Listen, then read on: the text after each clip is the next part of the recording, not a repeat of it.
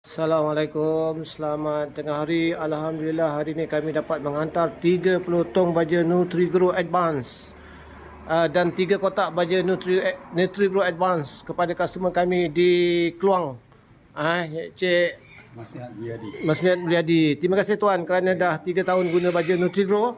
Saya nak tanya kesan penggunaan baja NutriGrow pada kebun sawit tuan, macam mana tu? Alhamdulillah, cuma nak kena pakai lebih sikit, nak kena gerak pakai. Ya, ya. Baru dia nampak.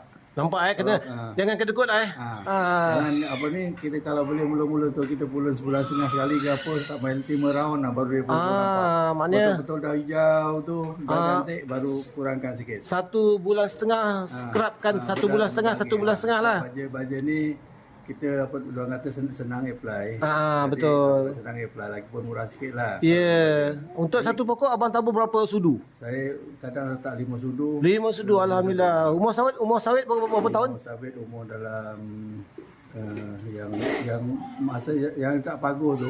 Yang kat pagar. Umur 6 tahun. 6 tahun yang abang letak dalam 5 sudu lah kita baik. Baru dia betul nampak baru kita kurangkan sikit. Cantik. Dari segi buahnya macam mana bang? Buah tu adakah berat ke?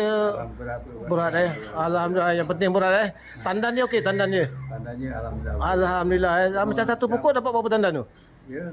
Tengok yang ada yang 2 lapis dah, ada yang nak dekat 3 lapis. Tahniah, alhamdulillah, syukur. Dari segi pokoknya, daunnya, batangnya, pelepahnya macam mana? Lembut ke tak? Boleh tahan.